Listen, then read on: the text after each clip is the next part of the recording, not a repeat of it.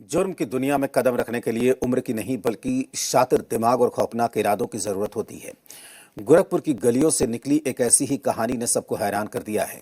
नाम है Insta queen Anshika Singh. Honey trap की इंस्टा क्वीन अंशिका के काले कारनामों से एक एक कर पर्दा उठ रहा है। पुलिस अंशिका के खिलाफ डिजिटल सबूत इकट्ठा कर रही है। अंशिका के शिकार बने लोगों की संख्या 1, 2, 10, 20 नहीं, सैकड़ों में है। खूबसूरत अंशिका के काले कारनामों पर यह रिपोर्ट देखिए।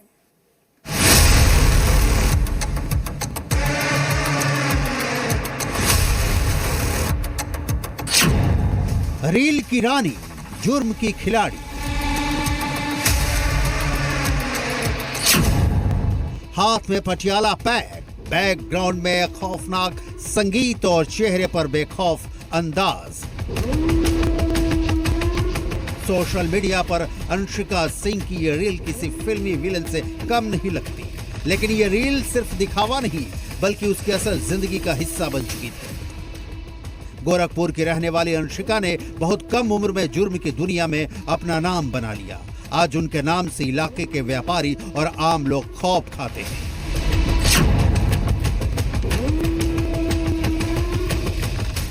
अंशिका पर आरोप है कि उसने हनी ट्रैप को अपना हथियार बनाया, बड़े व्यापारियों और रसूखदारों को अपनी खूबसूरती के जाल में फंसाना, उनसे करीबी बढ़ाना और फिर शुरू होता था ब्लैकमेलिंग का गंदा खेल। लाखों की रंगदारी मांगना और बात न मानने पर झूठे मुकदमों में फंसाने की धमकी देना।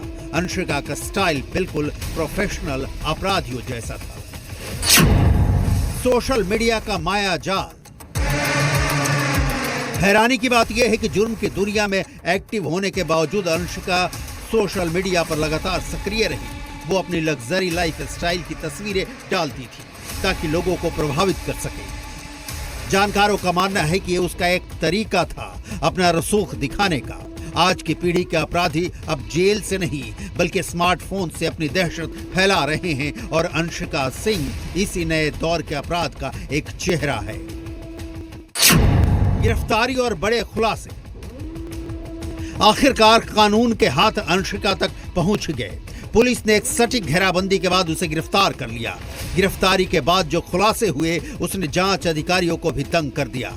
पता चला कि वो कई हाई प्रोफाइल लोगों के संपर्क में थी और उनके राज उसके पास दफन थे।